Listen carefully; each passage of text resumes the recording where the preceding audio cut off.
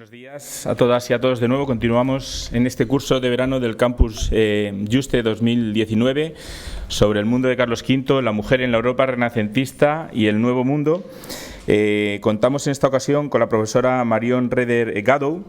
Ella es catedrática de Historia Moderna de la Universidad de Málaga, licenciada en Historia de América por la Universidad Complutense de Madrid y doctora en Historia por la Universidad de Málaga. Es además premio extraordinario de licenciatura, de doctorado y premio Málaga de investigación en su 16ª edición. Investigadora principal del grupo de investigación Crisor Malaguide e investigadora de otros proyectos de investigación del MEC.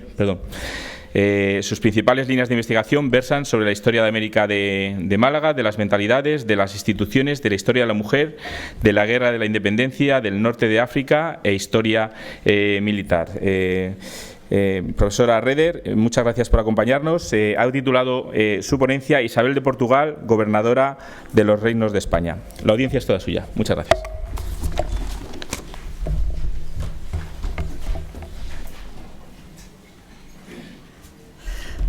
Buenos días. Mis primeras palabras son de agradecimiento tanto a la profesora Rosa María Martínez Codes como al profesor César Chaparro y a todos los organizadores por estar hoy aquí en este marco tan emblemático de Carlos V. Y buenos días a todas y a todos. Mi ponencia, yo les voy a hablar hoy de la emperatriz Isabel de Portugal, una mujer muy emblemática y que día a día se está alumbrando un conocimiento nuevo sobre ella. Yo empecé con ella hace un par de años y no me voy a dilatar para que el reloj no corra, y apenas había bibliografía y en cuestión de 3 o 4 años estaba la clásica, pero en cuestión de 3 o 4 años la bibliografía ha progresado de una forma muy importante.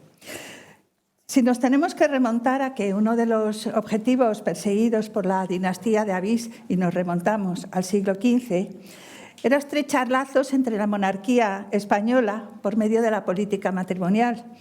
Propósito que culminó, como todos recordarán, con Felipe II y que, una vez transcurridos los reinados de Felipe III y Felipe IV, cada uno de estos países volvió por caminos separados a recorrer la historia. Pero en 1479, que es cuando nos tenemos que remontar, por el Tratado de Tercerías de Moura, se acordó el matrimonio entre el príncipe heredero Alonso o Alfonso, hijo único de Juan II, y de doña Isabel, hija de los reyes católicos. Se contrajo este matrimonio con posterioridad, pero Alfonso murió a causa de una caída de caballo, con lo cual el matrimonio duró prácticamente un año, e Isabel enviudó. A la muerte de Juan II subió al trono portugués su primo don Manuel el Afortunado, hijo, ya digo, de un primo de Fernando, y que fue el gran impulsor de los viajes a las Indias. Pero ¿qué ocurrió? Que don Manuel el Afortunado sigue esa política de matrimonios, de alianza con Castilla, por lo cual en 1497 contrae matrimonio precisamente con la viuda, con Isabel. En 1498, don Manuel parecía haber culminado su política matrimonial al ser jurado heredero de Castilla. Recuerden que murió el príncipe don Juan. Isabel, al ser la primogénita en ese sentido, hereda todo el trono, tanto el reinado de Castilla como el de Aragón, y por su parte el de Portugal hereda toda la corona portuguesa. La princesa Isabel fue jurada en las Cortes de Castilla y cuando se dirigía a Zaragoza para ser jurada y también como heredera, se puso de parto y dio a luz a su hijo Miguel, y como consecuencia del parto falleció.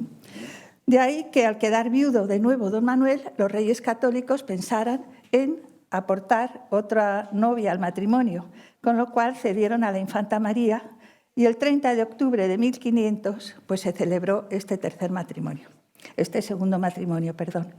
De este matrimonio nacería el 25 de octubre de 1503 Isabel de Portugal, que era la segunda de los 8 hijos que tuvieron el rey Manuel y María de Castilla. Al revés. Por la imagen pues podemos ver cómo se parecía Isabel a su madre, pues como prototipo de la belleza del Renacimiento, de tez clara, pelo rubio, de modales sobrios, pero son pocas las noticias que tenemos de los primeros años de la infanta en la corte portuguesa.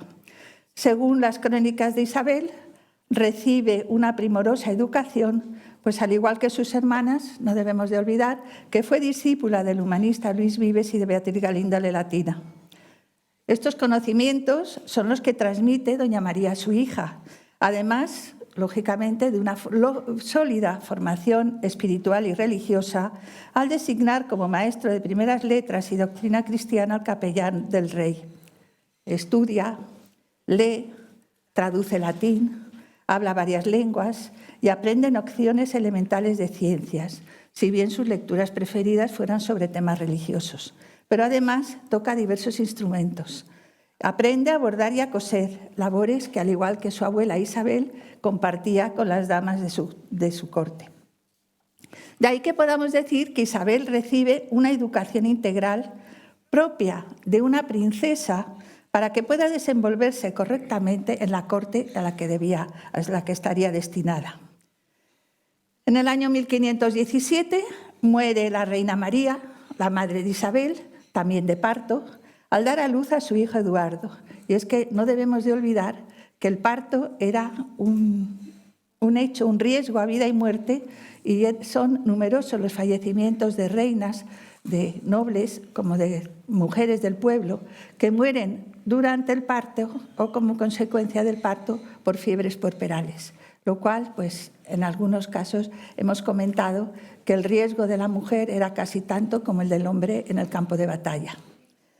Bien, Isabel tiene 14 años y tiene que asumir el lugar de su madre al cuidar de sus hermanos, así como la corte, hasta que en 1519 su padre, don Manuel, contrajo un tercer matrimonio, esta vez con la infanta Leonor de Austria, la hija mayor de la reina Juana y hermana de Carlos. Ahí tenemos en la pantalla los 3 matrimonios.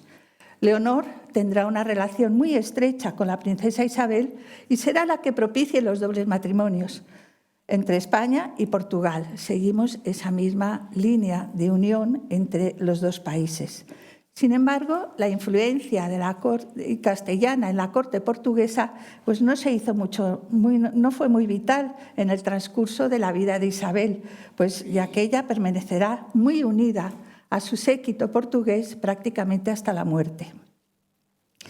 Con respecto a la reina María, llama la atención que la disposición de su testamento expresara su deseo de que su esposo se encargara personalmente del matrimonio de sus hijas, de forma que únicamente contrajeran matrimonio con reyes o hijos de reyes. Y de no ser así, pues prefería que se entrara en un convento. Otra opción característica de la realeza y de la nobleza. Quería evitar, así, la reina madre, que se desposaran a su hija Isabel con el duque de Coimbra, hijo natural de Juan II y que, por lo tanto, era un bastardo. Asimismo, el rey don Manuel, cuando fallece y otorga su última voluntad, recomienda encarecidamente a su hijo Juan III que cuidara de sus hermanas, de Isabel y de Beatriz, y que las desposara dignamente como hijas de reyes. Pero contrario a esta propuesta, tenemos las afirmaciones de 2 cronistas portugueses, Damião de Goes, que atribuye a Isabel las ambiciones de los padres y dice de ella que fue mujer muy hermosa y muy exenta de su condición y de tan altos pensamientos que se propuso no casarse sino con el mayor señor de la cristiandad, que era entonces el emperador, don Carlos, de nombre, su primo hermano, con el cual emperador, después de la muerte del rey su padre, la casó el rey don Juan III, su hermano, en el año 1526. Y redunda en esta afirmación otro cronista, Jerónimo de Osorio, que ratifica: «Fui señora de gregia fermosura, de muchas virtudes, adornada que tanto aspiraba siempre a grandeza, do alto estado que constantemente afirmaba no tener que desposarse con príncipe que no fuese preexcelso entre los cristianos», es decir, de Carlos V. Siguiendo este mismo criterio, la reina Leonor, su tía, establece los primeros contactos diplomáticos para negociar una doble boda. la unión de Isabel con su primo Carlos y a su vez la de Juan III con la hermana pequeña del emperador, con la princesa Catalina. La muerte del rey don Manuel en diciembre de 1521 propiciará precisamente que el monarca de Portugal, Juan III, acordara con su Consejo de Estado proponer al futuro emperador ese doble matrimonio que ya había propuesto doña Leonor. De esta forma, este doble enlace, que es la otra cuestión política, se allanarían las dificultades surgidas entre ambos reinos por la posesión de las Molucas. Luego podemos ver también que hay un interés diplomático o un interés político. Pero Carlos titubeaba en acordar su matrimonio, al parecer por la cuantía de la dote de la novia portuguesa. Y serían 2 años más tarde, en otoño de 1524, cuando Carlos decidió dar el primer paso con la boda de su hermana Catalina, con el monarca portugués. Pero él se resiente, hasta que los diputados en Cortes en Toledo insistieron en que el emperador contrajese matrimonio con la infanta portuguesa con los siguientes argumentos. Pues ya su edad lo obliga a ello, para que nuestro Señor le diese hijos en quien se continuase la sucesión de tantos reinos, y que le suplicaba fuese contento de casar con la infanta doña Isabel de Portugal, pues aquello era lo que más parecía que convenía a estos reinos, por los grandes deudos y vecindades que con la Casa de Portugal tenía y por las grandes virtudes y excelencias que de la persona de dicha infanta se certificaba. El padre Flores llega a afirmar que si este matrimonio fue dichoso fue precisamente porque lo eligieron los diputados en Cortes. Los procuradores y altos dignatarios en Toledo manifestaban que tenían a su favor que hablaba en castellano, que su carácter era grave y prudente, tanto que recordaba a su abuela Isabel la Católica. Y ante estos planteamientos políticos de sus vasallos, el emperador se decidió, eso sí, sin gran entusiasmo, por este casamiento y determinó que se iniciaran las capitulaciones matrimoniales. Y efectivamente, si bien el matrimonio de Carlos V e Isabel tuvo un marcado móvil político, la belleza y las dotes de la infanta portuguesa influyeron en la decisión del emperador, así como parte de la corte lusitana, que por algo también deseaba participar de ese imperio español y formar parte de él. El monarca Juan III reunió cortes en Tomar, donde se votaron las partidas económicas para la dote que ascendían a 900.000 doblas de oro. Suma que el emperador necesitaba para su política imperial. Carlos, a su vez, se comprometía a recabar del pontífice la dispensa de afinidad consanguínea que vinculaba a los contrayentes, ya que ambos eran nietos de los reyes católicos.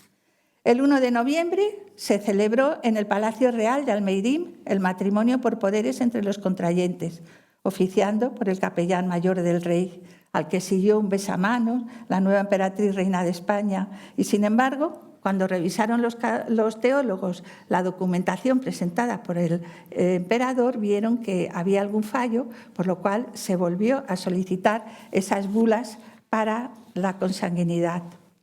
Esas dispensas para poder contraer matrimonio. Cuando llegaron hacia el 20 de enero, se iniciaron de nuevo la repetición de los esponsales y se preparó ya la partida de la princesa Isabel a su nuevo destino. Integraban el séquito de la emperatriz Isabel los infantes Luis, Fernando y el duque de Braganza, además de un nutrido acompañamiento de damas que formaban su casa, reyes de armas, porteros, trompetas y atabales, siendo el marqués de Villarreal el encargado de entregar al emperador y asistir así a la ratificación de los desposorios en Sevilla. La autora Mazario nos habla de hasta qué punto pues, fue para ella tan portuguesa, como lo demostró a lo largo de su vida, que le debió costar no poco pasar la frontera de Portugal y de alguna forma despedirse de sus hermanos menores, para los que había sido como una madre, y para hasta qué punto, pues por un lado, llevaría en el alma esa zozobra de, por un lado, la esperanza del matrimonio, pero por otra parte, dejar tras de sí a todo lo que había sido su juventud. Era la primera vez y única vez en los tiempos modernos que un rey español coronado emperador después se casaba en España con una princesa de Portugal, desposándose, eso sí, por medio de su embajador. El día 2 de febrero de 1526 fue el día señalado para que partieran de Toledo rumbo a Badajoz el duque de Calabria, el arzobispo de Toledo y el duque de Béjar, para recibir a la esposa del César con los poderes necesarios. Por las mismas fechas, la novia emprendía viaje desde Almeirín rumbo a la frontera. Con este motivo también se organizaron una serie de fiestas. Y nos habla el cronista Pedro Mexías, que debió estar presente en toda esta ceremonia. Iba la emperatriz dentro de una litera de brocado muy rico. 2 caballos muy hermosas la traían. Incluso el rey acompañó a su hermana hasta prácticamente la frontera, donde ya regresó a Lisboa, dejando que sus hermanos la ayudaran.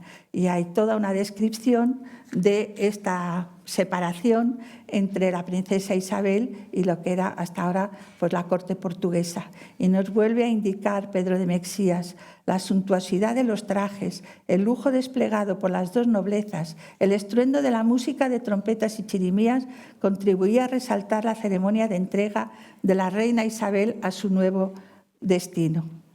La primera ciudad que acogió a Isabel en su recorrido nupcial fue Badajoz, por lo que las autoridades y vecinos le hicieron un solemne recibimiento y organizaron festejos en su honor hasta que emprendió el camino a Sevilla, a donde llegó el 3 de marzo. Junto a la puerta de la Macarena se agolpaba la gente para contemplar la real entrada. Isabel se bajó de la litera, montada sobre una yegua, inició su recorrido urbano profusamente decorado, con arcos triunfales entre vítores y aplausos de los presentes. Y nos vuelven a decir el cronista: Isabel iba muy hermosa, vestida de raso blanco y oro, tocada con una gorra de rasos adornada con una pluma, asimismo blanca. Para Isabel, la entrada triunfal en Sevilla era el primer acto protocolario de su nuevo estatus. Con él, la escolta recorrió las calles de Sevilla, llegó hasta la catedral, donde la esperaba tanto el cabildo catedralicio como las autoridades civiles, y después de rezar en el templo, pasó al alcázar contiguo, a las salas situadas en la Torre del Aceite, para descansar. ¿Qué ocurría mientras con el novio, con el emperador? Pues el emperador se lo tomó con calma. Y una vez firmado el Tratado de Madrid con Francisco I, inició la marcha hacia Sevilla. Pero hablamos que la princesa o la emperatriz ya llegó el 3 de marzo. El emperador hasta el 10 de marzo no llegó, con lo cual pues, no quedó muy bien desde ese punto de vista de hacer esperar a la novia. Cuando llegó el emperador, entró también bajo palio por la puerta de la Macarena hasta la catedral, recorriendo las calles decoradas con arcos triunfales, en la que intervinieron danzantes moriscos ataviados con... Ataviado con arcos triunfales, en la que intervinieron danzantes moriscos con su vestimenta característica, entre aclamaciones y aplausos. Ya en los reales alcázares, tras comprobar que las capitulaciones y las dispensas papales necesarias para la consanguinidad de las contrayentes, que estaban en orden, se preparó la ceremonia. El emperador acababa de llegar. Cuando entró Carlos en el alcázar, era ya 2 horas de la noche, también habla el cronista Pedro de Mexía. Entró con muchas hachas y cuando llegó al aposento de la emperatriz y se vieron, la emperatriz se hincó de rodillas y porfió mucho por besar la mano. Aunque fuera emperatriz y aunque fuera reina, pues el acto de sumisión al marido. El emperador se abajó mucho a levantarla, abrazándola, y la besó y la tomó por la mano, y se entraron en otra cámara y se sentaron. El emperador se pasó a su aposento y se quitó la ropa de camino que traía y se vistió muy ricamente, y tornó donde la emperatriz estaba y se desposó por ella por manos del cardenal Salviati, legado del Papa. Pero faltaban las misas de velaciones. Sin ellas no se podía consumir el matrimonio. Por lo cual, nos dice el cronista, como el reloj dio las 12 de la noche, se aparejó un altar en la cámara de la emperatriz, dijo la misa y los veló el arzobispo de Toledo. Fueron padrinos el duque de Calabria y la condesa de Haro, viuda, camarera mayor de la emperatriz. Estuvieron en la misa muy pocos caballeros. Como consecuencia de este matrimonio, se celebraron justas caballerescas en el Arenal, en la que participó el novio, según narra Andrea Navajero. Los festejos cortesanos solo se interrumpieron tras la muerte de la hermana del emperador, Isabel, reina de Dinamarca. Y una vez finalizados los festejos, marcharon hacia Granada, pasando por las villas de Castro del Río, Alcaudete, Alcalá la Real y Santa Fe. Llegaron a Granada en junio, con anterioridad al día de San Juan, según otro viajero, Johannes Lange, que describe con todo lujo de detalle las grandes fiestas y corridas de toro que se hicieron en su honor.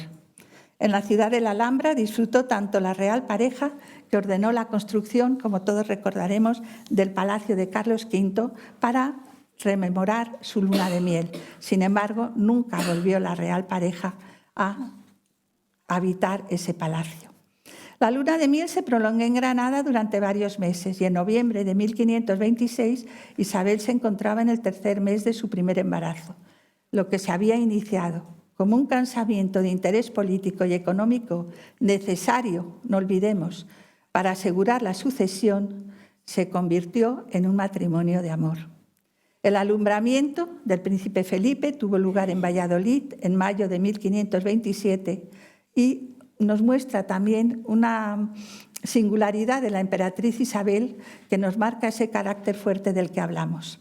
Cuando iba a dar a luz, ordenó que se apagasen todas las luces innecesarias, quedando ésta en penumbra. Tuvo también su rostro cubierto mientras daba luz, aguantando sus dolores con autocontrol y compostura, consciente de su dignidad real. A la comadre que la asistió, doña Quirce de Toledo, y a doña Leonor de Mascarenas, que la aconsejaba gritar antes que soportar calladamente los dolores, les manifestó en portugués: «No me faléis tal, no me digáis eso, mía comadre, que moriré, pero no gritaré». Señalaban las crónicas coetanas que la reina Isabel no exhaló un solo quejido porque le consolaba la esperanza que nacería un príncipe, como así fue el príncipe Felipe. El ambiente que rodeaba a la emperatriz continuaba siendo portugués. Damas y criados constituían el séquito portugués, ya que Isabel se resistía a rodearse de otros personajes en su compañía. Su camarera mayor, la condesa de Odemira, que la conocía desde niña, ejercía como camarera mayor, y a su servicio Leonor de Castro, que se casará con Francisco de Borja, y Leonor de Mascareñas, posteriormente será la aya de los vástagos imperiales. En el ámbito íntimo de Isabel se habla portugués. La etiqueta, usos y costumbres, desde la comida hasta la forma de vestir, seguían la tradición portuguesa, hasta que el emperador decidió que se implantara pues, toda la normativa borgoñona, con lo cual Isabel se tuvo que deshacer de algunas de estas personalidades que la habían visto crecer. Tras estos acontecimientos gozosos, era preciso para el emperador volver a retomar su política internacional. Lo más urgente era convocar Cortes Generales en Madrid para proceder a la jura del príncipe como heredero de los reinos hispánicos y debatir sobre asuntos europeos y aprobar un subsidio para luchar contra el turco.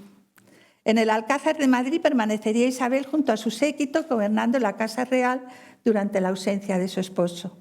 El emperador, en Madrid, el 21 de junio, nacería la infanta María, quedando la reina muy debilitada tras el parto.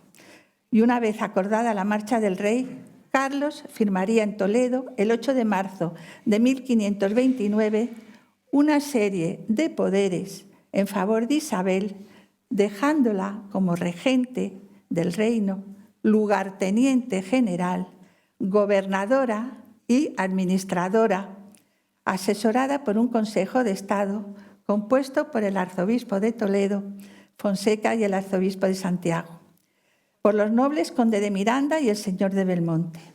En esas instrucciones que entregó a su mujer, le acompañaba el poder que se encabezaba con los siguientes términos: la orden que yo deseo que la emperatriz y la reina, mi muy cara y muy amada mujer, mande que se guarde y se tenga durante mi ausencia en la gobernación de estos reinos, y es la siguiente: No es normal que a través de documentación protocolaria pues, se exprese esos sentimientos, como en este caso, al hablar de mi muy cara y muy amada mujer. Sin embargo, veremos que en la correspondencia habitual que recoge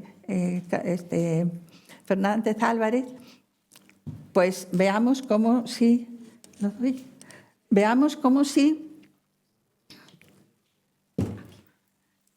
esta correspondencia siempre está titulada, encabezada con estas mismas palabras. La orden que yo deseo que la emperatriz y reina, mi muy cara y muy amada mujer, mande, se guarde y tenga durante mi ausencia en la gobernación de estos reinos, y es la siguiente. Y le adjuntaba una serie de instrucciones sobre sus deliberaciones en el Consejo de Estado, la transmisión de los acuerdos al rey, su relación con otras instituciones y qué documentos debía firmar y qué nombramientos confirmar. Esto es la teoría, lo que, según las instrucciones, debía de hacer Isabel. El emperador regresa brevemente a Madrid, conoce a su hija recién nacida, a María, acompaña a su esposa durante la recuperación de las tercianas, que según las crónicas se mejoró gracias al agua de la fuente de San Isidro de Madrid, y finalmente pues, marcha a su cometido internacional. Fernández Álvarez resalta el tono personal del emperador en las instrucciones.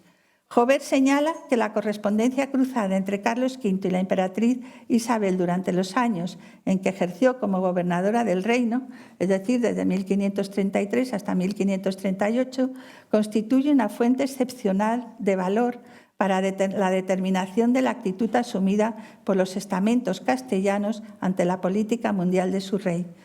Una cuestión es la actividad política del emperador, pero Isabel está sobre el terreno y, de alguna forma, está presente en todas las necesidades que tiene en el reino de Castilla. La correspondencia entre los emperadores es abundante y regular. Aborda cuestiones políticas y consejos, y fruto de este cruce de misivas irán emitiéndose desde la corte las reales cédulas y reales provisiones rubricadas por la emperatriz a las ciudades y confines a los reinos, informando, eso sí, de las actividades bélicas, políticas y religiosas del emperador. El cronista Mexías, un coetáneo que lo vio con los ojos de ese mismo periodo, no con los ojos nuestros, habla de este periodo donde gobierna la emperatriz. Las cosas estaban en toda quietud y paz, gobernando estos reinos la emperatriz santa y prudentemente, y por esto no hay novedad ni acaecimiento que escribir de ello, ni hasta hoy los ha habido.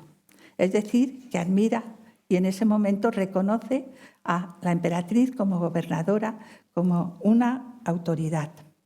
Esta primera delegación de la emperatriz abarca desde marzo de 1529 hasta el mes... No, tiene que seguir. Ahí. Hasta el mes de abril de 1533, en que marchará a Barcelona al encuentro con su esposo Carlos, acompañada de sus hijos. La segunda se extenderá desde mayo de 1535 a 1536, hasta el invierno del año siguiente, quedando como lugarteniente general del emperador y gobernadora de los estados de España, mientras su esposo Carlos conquistaba Túnez. Y por último, 1538. Carlos V, y vuelvo a insistir, cuando se refiere a su esposa, lo hace con la máxima titulación: la señora emperatriz, mi amada esposa, como gobernadora de los reinos. Sin embargo, en la primera misiva al corregidor del Ayuntamiento de Málaga, Isabel firma como emperatriz gobernadora. Si bien en las siguientes reales cédulas y notificaciones lo hará siempre como la reina gobernadora. Efectivamente, como corresponde a su dignidad, los problemas de política mundial pues corresponden al emperador, mientras que Isabel se manifiesta como heredera de su antecesora y homónima, es decir, como auténtica reina por boca de la cual hablan a veces con energía los deseos, las reacciones e incluso los agravios de la España castellana.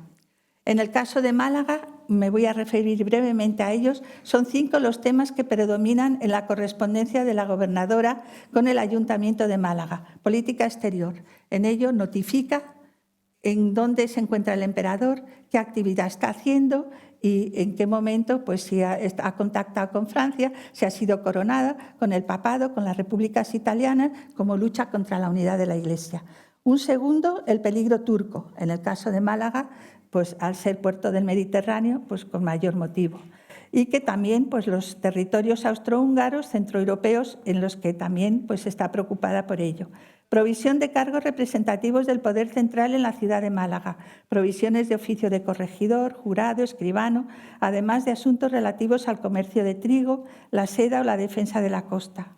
La recepción de bulas de cruzada, que como veremos ahora, el voto de Santiago, de San Juan de Letrán o la recaudación de los fondos destinados a sufragar todos la lucha contra Barbarroja. Y es una constante en solicitar constantemente medios para poder financiar, por un lado, la política del emperador y por otro, para poder de alguna forma contribuir a la defensa del Mediterráneo. La reina gobernadora indicaba en sus misivas oficiales al corregidor de Málaga que reuniera a sus capitulares y les comunicara las nuevas procedentes de la corte y que estos caballeros a su vez lo transmitieron al pueblo de forma que fuera público y notorio entre todos sus súbditos. En cuanto al papel de gobernadora,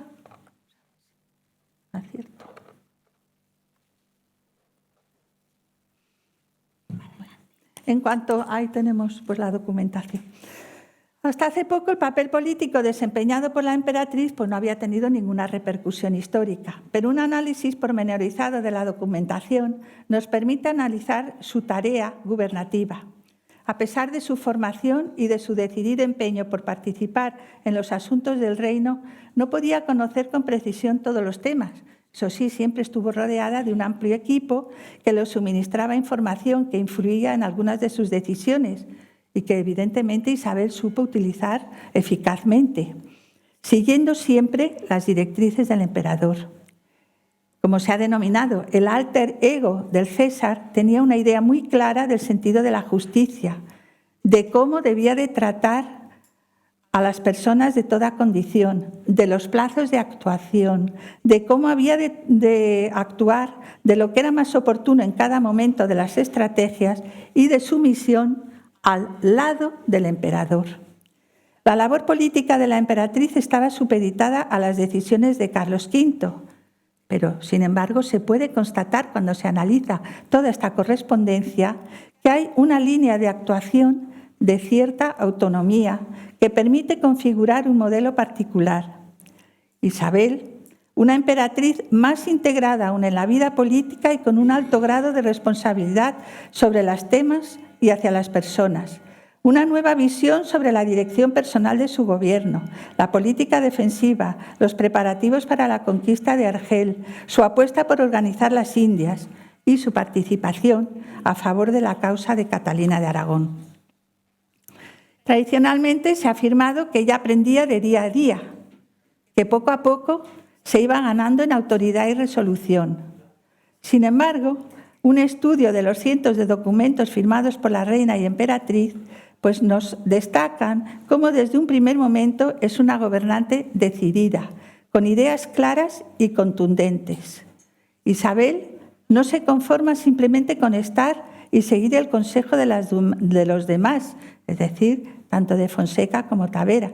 Ayudó a su marido a abordar la política con cierta calma, lejos de la cegadora inmediatez de la toma de decisiones. Isabel se familiariza con la máquina administrativa del reino y no quería que se le escapara ningún detalle. Isabel presidía las reuniones que se celebraban cada viernes y parece que no se limitaba a escuchar y afirmar, sino que se dirigía con cierta autonomía con la que dirigía los asuntos de la emperatriz, dejándose asistir por aquellos consejeros solo en aquellos aspectos en que ella consideraba necesario. Isabel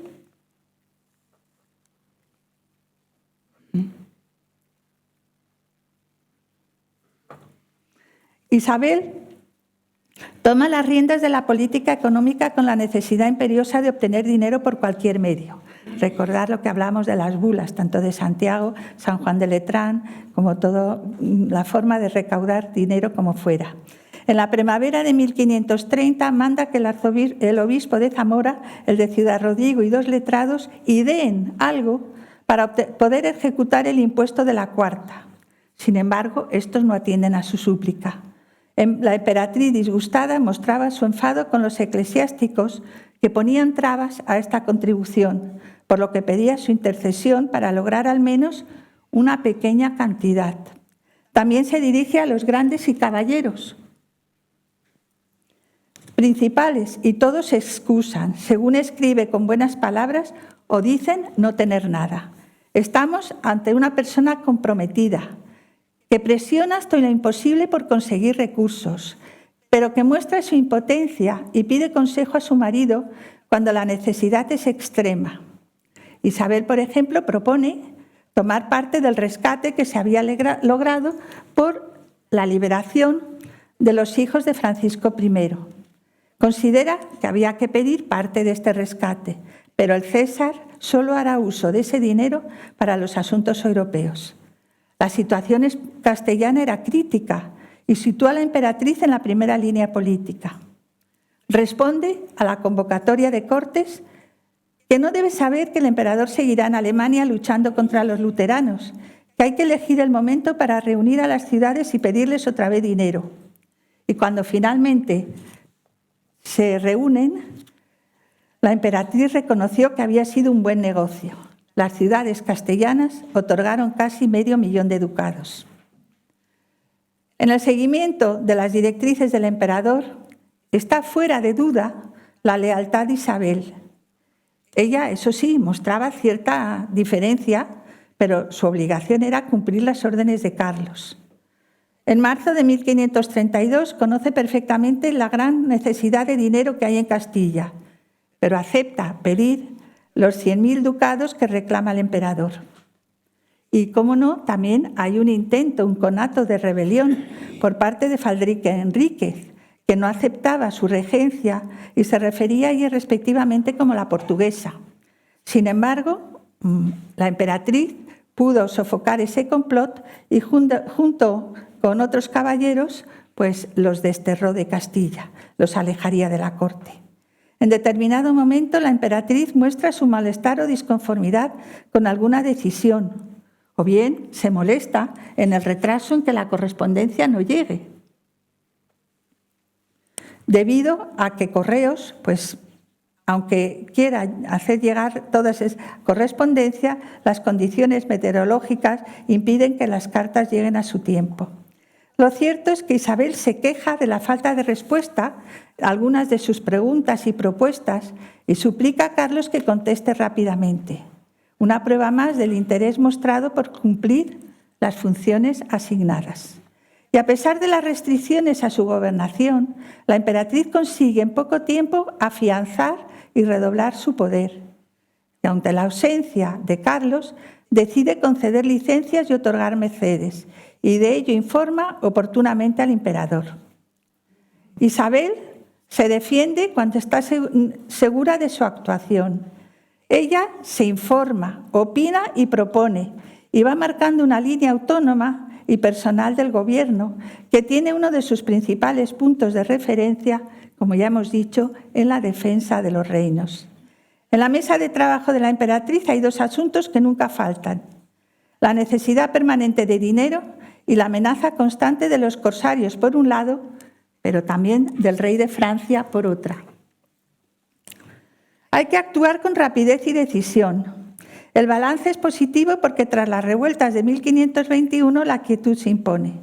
Toda prevención es poca y las preocupantes noticias que llegan diariamente a la corte obligan a intervenir a la emperatriz y con consultas elevadas al emperador toma las riendas de la política defensiva en 2 frentes principales, el pirenaico y el de las costas mediterráneas, tanto en las Baleares, en el norte de África y también en la zona de Valencia. Informada sobre la realidad fronteriza, la primera intervención directa se produce nada más iniciarse la Gran Regencia, es decir, en 1529. Isabel insta a Carlos a elegir a las personas que han de visitar las obras de Pamplona, San Sebastián y Fuenterrabía para intensificar los trabajos. La emperatriz escribe a los capitanes generales de frontera para que no bajen la guardia, asuman responsabilidad de aumentar los efectivos y solicita a Carlos más piezas de artillería para poder defender las plazas norteafricanas. Para la reina, juntar esa fuerza armada podría ser suficiente para frenar los ataques y disminuir los graves daños que venían sufriendo estos reinos. En cuanto a la primera campaña de Argel, Isabel, la emperatriz, se da cuenta que el problema, sobre todo, que supone tanto el turco y su lugarteniente Barbarroja. La seguridad de los reinos depende de su eliminación. Así lo piensa Isabel, que se plantea como objetivo prioritario la recuperación de Argel. Ruega al emperador que atienda su petición de ayuda a las plazas norteafricanas, insiste una y otra vez en la correspondencia, a los reinos de Granada, de Valencia, Costa Andaluza, a las Islas de Mallorca, a Ibiza, porque consideran que están prácticamente a merced de los corsarios y de sus crueldades. Es necesario, asegura la emperatriz, de acabar con el corsario de Argel y también con sus galeras y fustas.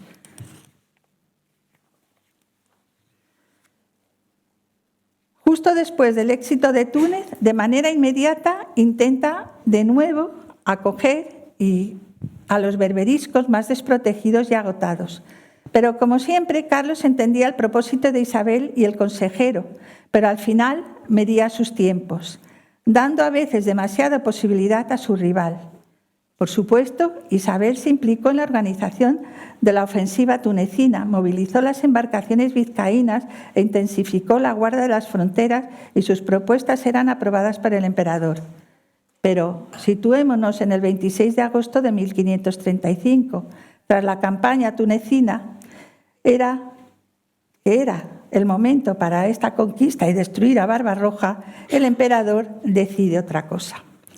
Otra de las cuestiones que nos llama mucho la atención precisamente es su actividad en cuanto a la política de Indias. El tratamiento de los indios y su conversión a la fe católica fue otra de las preocupaciones de la reina gobernadora, y algunos españoles aprovechaban de los indígenas, de los naturales, y por tanto eran tratados como esclavos. Isabel decreta que en ningún momento se ha reducido el indio a esclavitud. Asimismo, Isabel firma una cédula en Madrid el 2 de agosto de 1530 por la que se prohíbe convertir a los esclavos, a los indios, a vidas en guerra. Hasta entonces, igual que ocurre con el norte de África, en el caso de las campañas que había contra los moros, pues si se cogían en buena lid, en guerra, podían ser reducidos a esclavitud. Pues la emperatriz niega incluso esa posibilidad en momento de campaña. En cuanto a los religiosos, pues vemos como también pretende que los religiosos sean un ejemplo para los recién convertidos y hasta qué punto exige de la Casa de Contratación de Sevilla que se seleccione solo a los mejores para poder ejercer el Evangelio en las Indias. De ahí que sea contrario a que en esos territorios haya religiosos, tanto sacerdotes como de órdenes religiosas, que puedan producir un mal ejemplo. Y de ahí que también la emperatriz pues, tome cartas en el asunto. Y bueno, hay que destacar en este caso, de nuevo, la presencia de la mujer. Con la ayuda de la emperatriz, pues trata también, partidaria de preservar la dignidad de las jóvenes indígenas. Y es el caso de Catalina Bustamante, que marcha a las Indias con su marido y con sus 2 hijas, queda viuda y en ese momento pues, toma como religiosa seglar el deseo de abrir una escuela y de dar enseñanza a las indígenas. Viene a Madrid, consigue de la emperatriz permiso y junto con ella viajarán otras 4 maestras a las Indias para poder abrir una escuela donde enseñar a las mujeres indígenas. Del conjunto de cédulas y provisiones que llevan la firma, se puede decir que su principal preocupación precisamente era la de administrar correctamente en las nuevas tierras la justicia y acabar con el maltrato, que estaba muy extendido. Y finalmente, pues vemos como el 1 de mayo de 1531 39 falleció a causa de fiebres puerperales. Durante toda esta actividad no debemos de olvidar que tuvo 2 abortos, 2 hijos que murieron, pues un aborto, el último, pero también tuvo tanto el príncipe Juan como el príncipe Fernando murieron pues con varios meses, o sea, no llegaron ni al año de edad. Con lo cual eso significaba el debilitamiento de la emperatriz, que físicamente pues tenía que hacer un gran esfuerzo para poder seguir en su labor como gobernadora de los reinos de España. En su testamento expresó su voluntad de ser enterrada en Granada, por lo que desde Toledo se traslada su cadáver hasta la ciudad del Darro, y cuando llega a la ciudad del Darro y se destapa su ataúd, pues todos conocemos el hecho de que Francisco de Borja dijo: nunca más estaré al servicio de ningún mortal, y se convierte como jesuita. Su mujer había fallecido ya prioritariamente. Muchas gracias. Y bueno, como final, una sucinta bibliografía, pues sí queda registrada para que todos aquellos que quieran consultarlo en un momento pues puedan hacerlo, ya que yo solo he mencionado algunos por la brevedad del tiempo, que aún me quedan 46 segundos. Muchas gracias.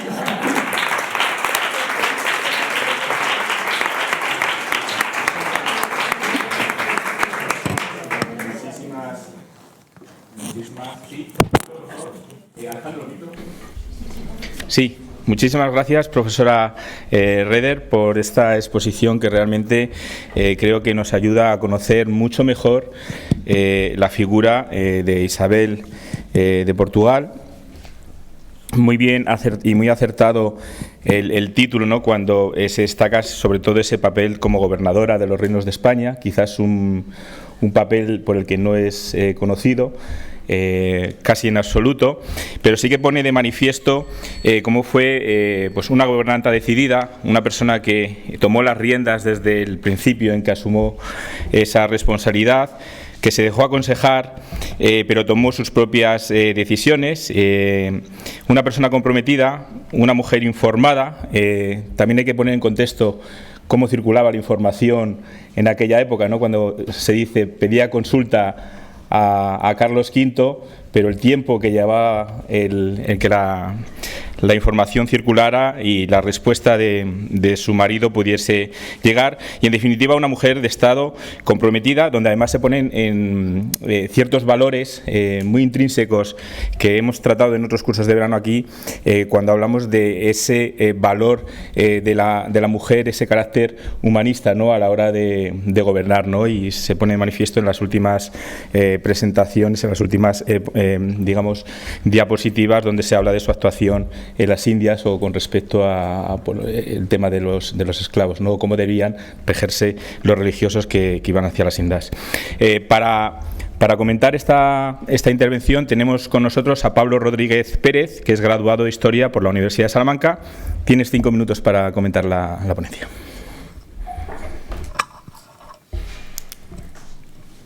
Bueno, muchas gracias por la ponencia, ha sido muy interesante.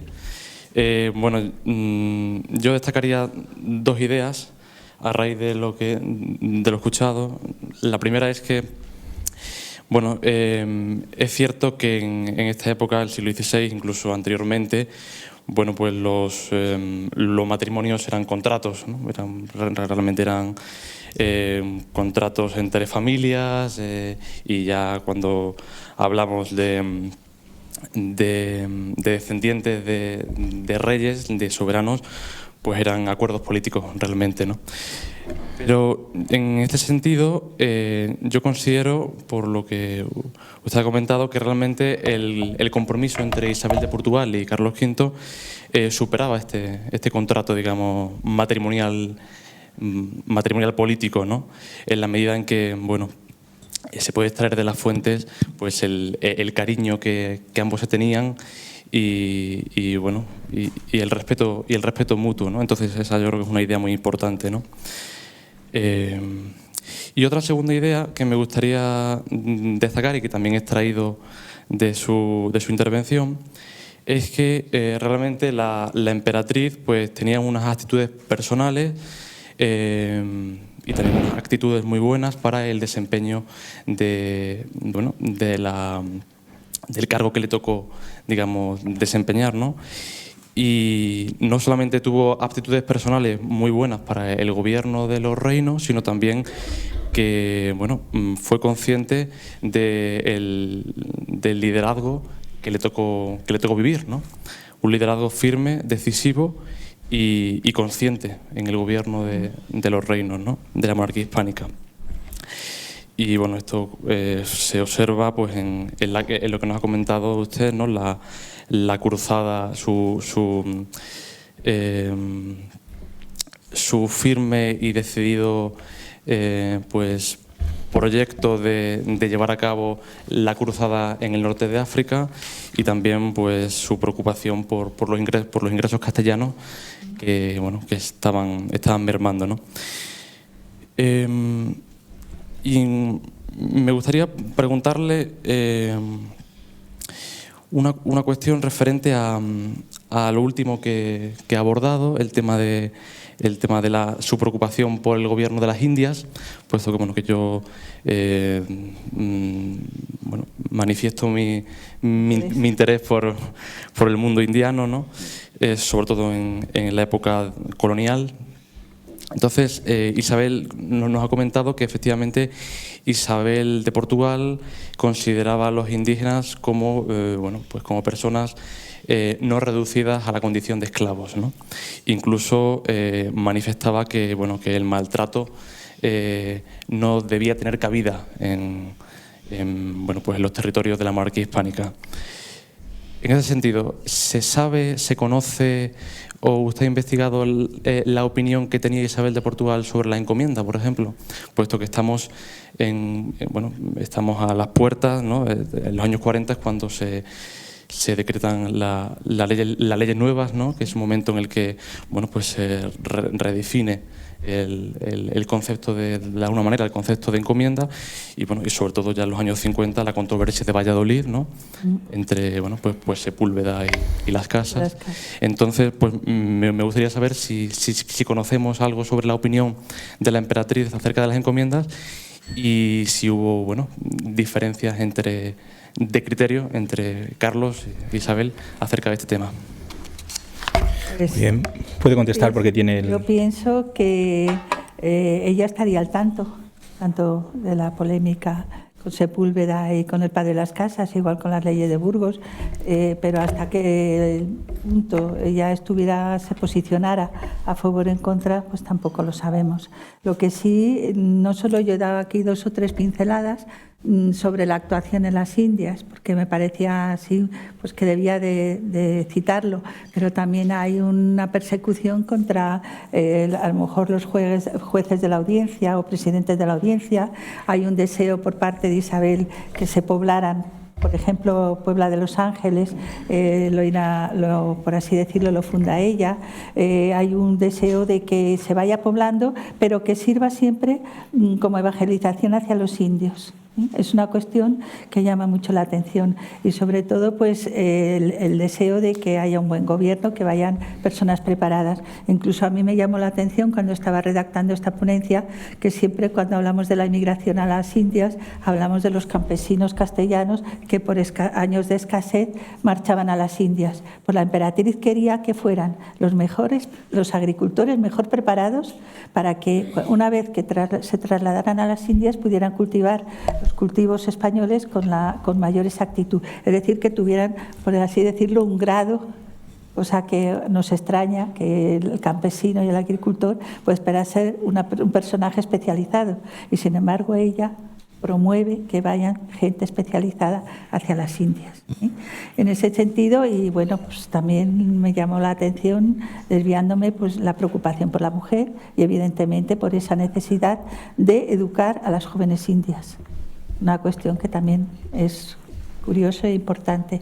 En cuanto al maltrato, pues evidentemente ya no se habla ni de Bartolomé de Las Casas ni de Sepúlveda, pero ella es consciente de que en las Indias está muy alejada y que por mucho que promuevan a personajes que ellos creen que son muy positivos para allá, pues que una vez que llegan allí pueden tomar la iniciativa. Incluso con Hernán Cortés también le permite que siga conquistando todos los territorios de Oaxaca, pero no le nombra gobernador ni virrey, a que también le pone una serie de cortapisas, ¿sí?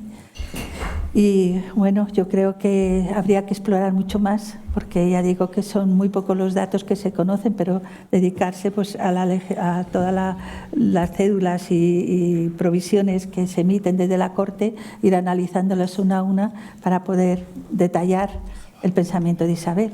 Eso es también una tarea que nos queda, ¿eh? Muchísimas gracias, profesora Reder. Si vais levantando las manos, aquellos que tengáis dudas, tenemos por aquí ya una primera intervención. Damos primero la palabra a la alumna. Sí, te presentas, por favor, si te puedes poner de pie. Muchas gracias. Sí, hola, buenos días. Yo soy Ana Martínez Acitores, de la Universidad de Valladolid, y soy doctoranda en Historia del Arte.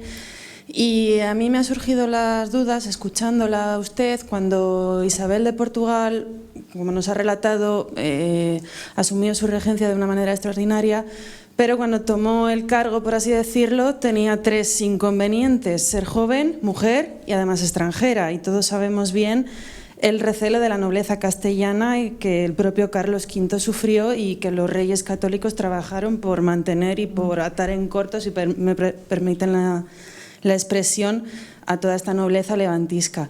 Yo quisiera saber cómo se tomaron en un principio, aunque usted ha nombrado a Fadrique Enríquez, sí, aunque ya de una manera más posterior, ¿cómo se tomó la nobleza castellana que esta mujer, siendo joven, mujer y extranjera, como ya he dicho, tomara el cargo en nombre de su marido, el emperador? Sí. Yo creo, vamos, si por lo menos el historiador José María Jover ya lanza una idea, que el pronunciamiento de Carlos V hacia el matrimonio con Isabel de Portugal ya tiene una clara intencionalidad, que él tiene que partir hacia Europa para resolver los asuntos políticos en Europa, y tiene que dejar a una persona responsable en el trono y a cargo, porque teme que se vuelvan a reproducir la guerra de las comunidades. Ese es un pensamiento de Jover, como diciendo, la futura emperatriz pues tiene las cualidades suficientes para representar a su marido desde su punto como gobernadora, para evitar que haya lucha entre los nobles y que de alguna forma se reconozca. Y debemos de decir que algún poder debía de tener para que la nobleza, salvo el caso de Fadrique, fuera sumisa a todas las decisiones tanto del emperador como de la emperatriz. Es decir, que asumieron la política de la pareja. Si bien luego Isabel se queja cuando necesita recabar dinero y fondos para poder llevar a cabo toda esa política que ella pretendía llevar, pues no llegaban los fondos, y sin embargo pues se queja de que la nobleza no aporta lo que debiera de aportar, y de alguna forma pues dice que no tiene, o que en ese momento no puede, y se excusa.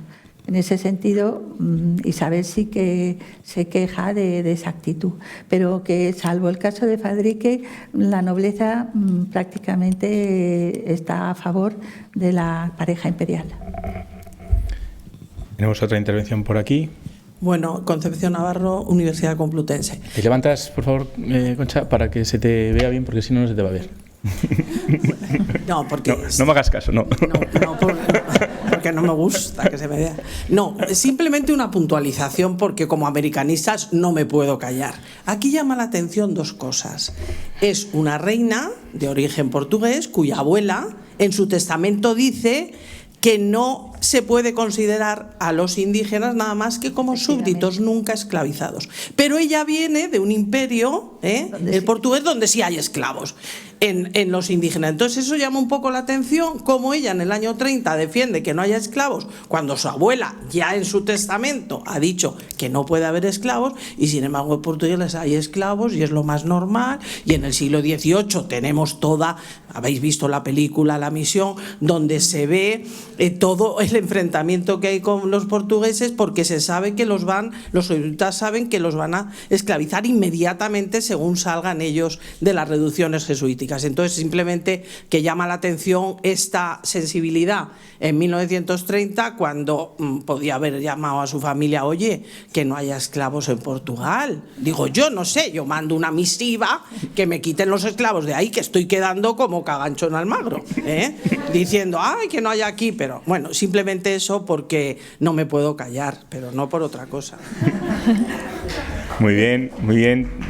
Tenemos aquí otras dos intervenciones, pero bueno. Yo le iba a responder que yo creo que ahí lo que me comentaba, la polémica de Burgos y las leyes de Burgos, pues sí que debieron influir en Isabel, de esa controversia entre Sepúlveda, que se hiciera consciente de efectivamente que los indios pues debían de ser libres, como había decidido su abuela por el testamento. Que ella siguiera esa misma línea, independientemente de su origen portugués, pienso. Podemos pensar también que la regencia le sentó bien. Tenemos aquí, tenemos aquí primero, vamos, el alumno y luego dos intervenciones aquí adelante y luego una cuarta. Tenemos 12 minutos, o sea que vamos a lanzar las preguntas y las vamos. ¿Podemos coger 2 o 3 comentarios juntos? Sí, venga, por favor. ¿Te presentas? Quería remarcar que los indígenas no podían ser esclavos. ¿Te presentas primero? Soy Dani, graduado en Historia. Que los indígenas no podían ser esclavos. Pero después, cuando los esclavos portugueses negros llegaban a América, cruzaban la frontera hasta los reinos hispánicos y no había problema. Se les maltrataba, se les esclavizaba sin problema. Así que, si son... No hablemos fuera del micro. ¿Los africanos sí se les podía esclavizar? No hablemos sin micro porque si no, no va a quedar registrado. Sí. Por favor, Rosa. Sí, ha quedado clara tu intervención. Sí, gracias, Marión. Muchas gracias por las ideas con respecto a la reina, porque realmente es un personaje muy oculto en la historia. Carlos V la tapó mucho. Y esa especie de delegación de gobierno efectivamente no ha dejado ver en gran medida su labor al frente teniendo en cuenta que fallece con 36 años, asume el gobierno prácticamente con 26, 27 años y es joven, mujer y efectivamente es extranjera. 2 ideas con respecto a la encomienda, es decir, su labor con respecto a la gobernación en Indias y con respecto a Hernán Cortés. Eso es lo que a mí también me interesaría, que si conoces algo de documentación lo expusieras. Con respecto a la encomienda, vamos a ver, Hernán Cortés, cuando se le concede el marquesado del Valle de Oaxaca, son muchas propiedades, es un marquesado disperso en propiedades.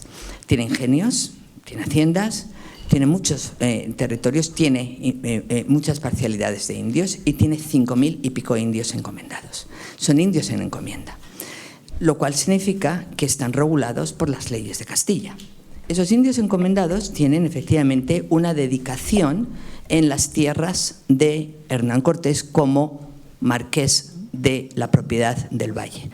A Hernán Cortés no se le permite utilizar a sus indios en sus propiedades, de las cuales es propietario, quiero decir, no es por delegación, tiene jurisdicción plena sobre las mismas, no se le permite utilizar a los indios más allá de la regulación de las horas y de la dedicación a vida, hasta el punto de que hay documentación en donde se puede leer que él tuvo que comprar negros esclavos procedentes de África para poder desarrollar la labor agrícola que tenía en sus propiedades. Es decir, que el tratamiento de los conquistadores lo tenía muy claro.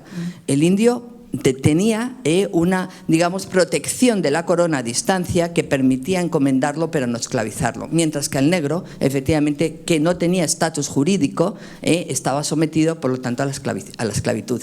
Claro, es muy significativo que Hernán Cortés, el gran Hernán Cortés, en sus posesiones, con una jurisdicción que no tiene ningún conquistador en las Indias, tenga que comprar esclavos para subsumir las labores de sus propios indígenas. Eso es relevante. Y hay otra cosa que me interesa mucho y yo no he conseguido entrar porque no sé dónde está esa documentación.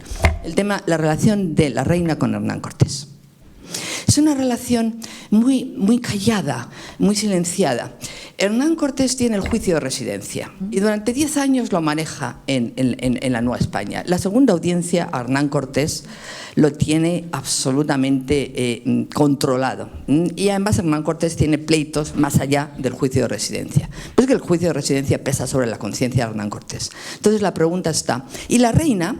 Cuando ya se ha instruido el juicio de residencia por la segunda audiencia, estoy hablando de 1530, y pasa efectivamente a la península y pasa a la Cancillería de Granada y después a Indias, al Consejo de Indias, donde se va a dirimir la causa del juicio de residencia de Hernán Cortés, resulta que ella es la que le dice a la audiencia: fuera, quedáis fuera, no tenéis que intervenir más en el juicio de residencia, no necesito más vuestra participación. Es ella. ¿Por qué? Es decir, ella frena el juicio de residencia de alguna manera y no le da cauce tampoco durante los años que le quedan de vida a la emperatriz, no le da cauce en la península. No sé si has visto algo de ese tema. Gracias. Sí, muchas gracias, Rosa María. Aquí teníamos otra intervención. Bueno, yo lo que está diciendo la doctora... ¿Perdona? Perdón, me tengo que presentar. Yo pensaba que todos me conocían. Mi nombre es María José Encontra y vengo de la Universidad Anáhuac, México. ¿Sí? Muchas gracias, muchas gracias. Lo que estaba diciendo la doctora Martínez Codes, efectivamente, ahí la segunda audiencia quiere frenar y quiere debilitar el poder de Cortés. Ahora, lo que se ha manejado o lo que yo a veces he interpretado en ese punto es de que ella, con esa perspectiva, con esa visión política, va a tratar de evitar un levantamiento en lo que va a ser posteriormente el virreinato, ¿no? O sea, tiene que evitarlo. De hecho, esas cuestiones sobre la encomienda, ya desde 1524 se empieza a debilitar, se intenta debilitar el poder de los encomenderos, porque lo que se está haciendo aquí en la península es unificar y acabar con el poder de los señores feudales. Y allá las extensiones son impresionantemente grandes. Otro punto que quería yo mencionar, es de que en la primera casa de Mancebía, la primera casa que hay en México, en la Ciudad de México, que todavía existe, está localizada en la calle de Mesones, por si algunos de ustedes todavía visitan, la autorización de ese predio fue firmado y fue autorizado precisamente por la emperatriz. ¿Por qué? Porque era un mal necesario, lo dice el documento, para guardar la honorabilidad de las doncellas, no de las solteras, de las doncellas que habitan en esos territorios, indígenas, naturales, no importa, pero guardar la honorabilidad. Ella funda, si podemos decir de alguna, autoriza, ¿no?, la fundación de la Casa de Mancebía. Y el tercer punto relacionado con la esclavitud que el estudiante estaba mencionando, la esclavitud antes de los tratados de Alcasovas, puede ser en toda la zona europea, puede ser esclavitud de origen blanco, o sea, del segmento blanco. A partir de Alcasovas sí se empieza a introducir la esclavitud de origen africano, precisamente porque controlan toda la zona del continente negro, vamos a maldecirlo. Y a partir del descenso demográfico que empieza a haber en toda esa región, es obvio que se va a tener que importar, y es cuando empiezan. Si llegan esclavos negros, esclavos de origen negro, con los conquistadores. De hecho, Juan Garrido, que es un esclavo negro, es el que se le atribuye la primera siembra del trigo en todo ese virreinato. ¿Sí? Llegan, pero a partir del descenso demográfico van a entrar, perdón, ya me estoy pasando, ¿verdad?, van a empezar a entrar muchísimos más, precisamente por la viruela, etcétera, ¿no? Muchas gracias. Y un último comentario por parte del profesor Contreras. ¿Veo alguna mano levantada más entre los alumnos? ¿No? Bueno. Ya. Bueno, gracias, Marion, por esta conferencia tan minuciosa. Permítame, porque a lo mejor puedes interpretar mi pregunta, es un poco insolente. ¿Dónde está la mujer? Estamos hablando de mujeres de Carlos V. ¿Dónde está la mujer? Sabemos de ella que es una magnífica gobernadora, es decir, sirve a la dinastía. Y sabemos de ella que es una mujer que muere de parto después de tener, es decir, ha cumplido como sus papeles de madre. ¿Qué hizo mal la emperatriz? ¿Cuál es el análisis de sus contradicciones personales? ¿Dónde está la persona? Más allá de la función de madre y de gobernadora, que son funciones dinásticas, y punto. ¿Y de esposa? Y esposa, claro. Y de rey. No, ¿eh? Es decir, el relato, porque tenemos capacidad de, con las fuentes de que disponemos, de elaborar un relato antropológico de la reina, de la emperatriz. ¿Es posible descubrirla como mujer, más allá de su papel dinástico, reina, madre y esposa? ¿Es posible?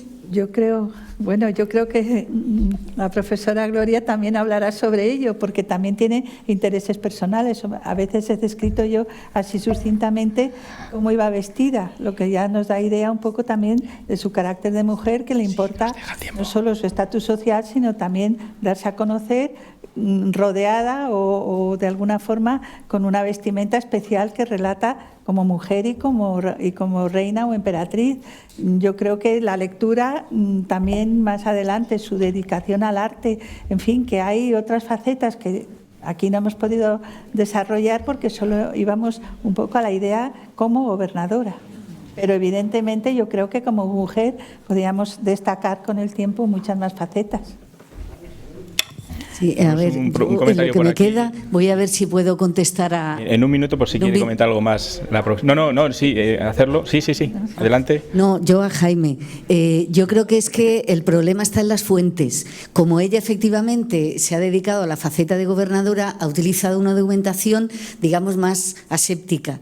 Pero, evidentemente, a la persona la podemos buscar en otro tipo de fuentes. Por ejemplo, la correspondencia. No solamente esa oficial de la que se habla tanto y que se cruzan los dos cuando él está fuera, sino en otra. Y luego hay que verla como madre, hay que verla en su faceta también de coleccionista. Es decir, que hay otras fuentes. Depende de la pregunta que nosotros nos queramos hacer, pues dónde tenemos que ir a esa fuente. Entonces, tu pregunta... No, sin micro no... Ah, claro, bien, eso sí. No, yo creí que tú estabas preguntando si se puede. Ya... Bien, bueno, pues porque, claro, pero Jaime, tú sé consciente de que la historiografía siempre ha ido por una línea muy concreta y en este caso, como además ella hace de gobernadora, pues era muy fácil porque la historia política es la que más había estudiado antes. Entonces, cuando nosotros ahora estamos intentando otras líneas, desde la vida cotidiana, desde la bibliofilia, desde el coleccionismo, etcétera, sí que podemos percibir unos rasgos y unos aspectos de su personalidad, pero son trabajos que se han comenzado hace menos tiempo. Entonces, danos tiempo a que la historia de las mujeres podamos indagar en ello. Bueno, muy bien. Yo creo que ha quedado claro y ha quedado claro ese deseo de que haya una investigación más profunda desde el punto de vista más personal de lo que es el ser humano en sí, ¿no? de la persona. Sí que es verdad que creo que la ponencia de la profesora Reder merece un gran aplauso por su contenido y el debate que ha suscitado.